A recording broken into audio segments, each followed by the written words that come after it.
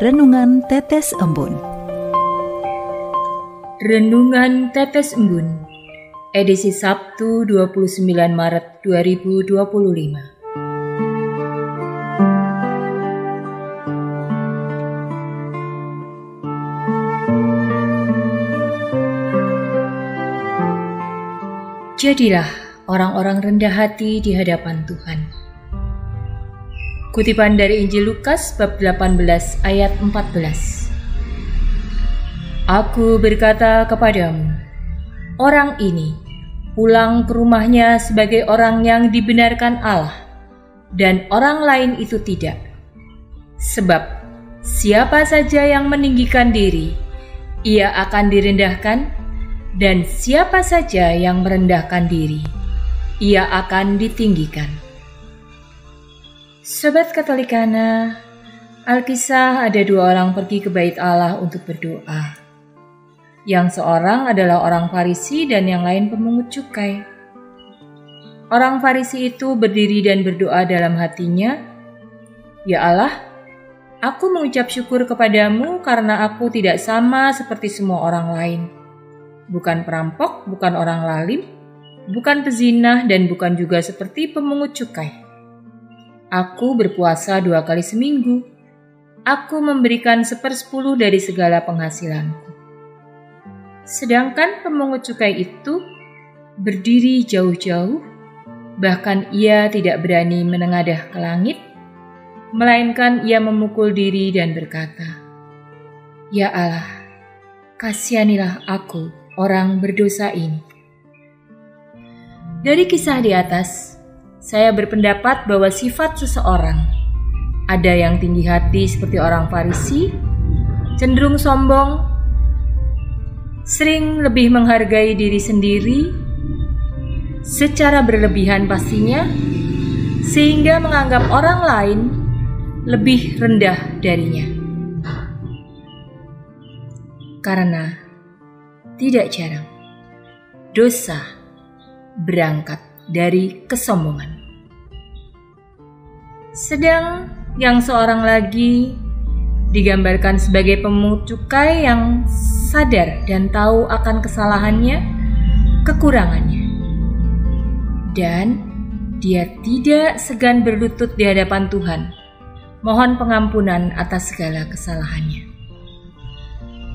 Sobat Katolikana, sebagai anak-anak Tuhan, seyogyanya saya, Anda, dan siapapun dari kita dapat memetik contoh bagaimana kesombongan dan apa artinya merendahkan diri yang berangkat dari kerendahan hati sebagai pengikut Yesus.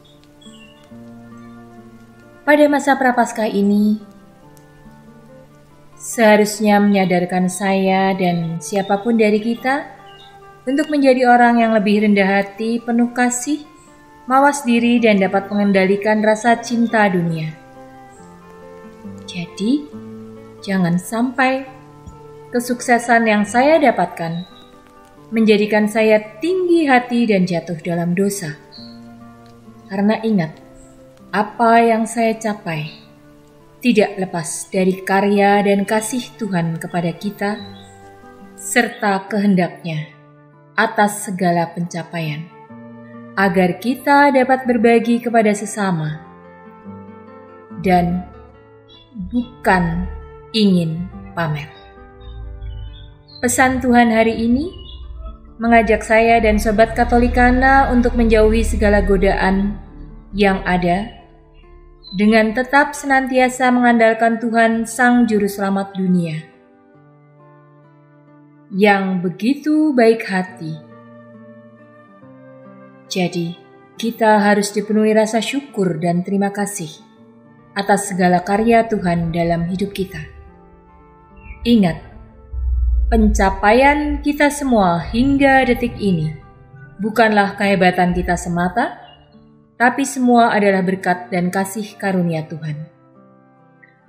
Mari kita merendahkan diri di hadapan Tuhan, bersujud, menyembah, mohon ampun atas segala dosa dan menyesalinya dengan sungguh, terutama pada masa retret agung ini, agar hati kita menjadi bersih dan layak untuk menyongsong Yesus dalam kebangkitannya nanti. Marilah berdoa. Dalam nama Bapa dan Putra dan Roh Kudus. Amin. Allah yang Maha Baik, terimalah syukur kami atas apa yang telah Kau karuniakan kepada kami. Semoga Roh Kudus-Mu senantiasa membimbing kami, agar kami selalu hidup dalam kasih-Mu yang tiada batasnya, dan dengan sepenuh hati menyesali segala kedosaan kami yang telah mengecewakan-Mu. Jagalah hati dan pikiran kami, jangan sampai kesombongan menguasai diri kami. Demi Kristus Tuhan kami yang bertahta bersama Dikau, dalam persekutuan dengan Roh Kudus, kini dan sepanjang segala masa. Amin. Dalam nama Bapa dan Putra dan Roh Kudus. Amin.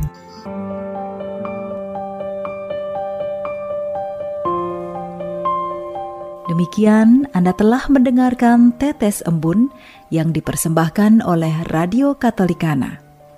Renungan Tetes Embun bisa Anda simak di Radio Katolikana, media sosial Radio Katolikana, dan YouTube Katolikana. Terima kasih dan sampai jumpa.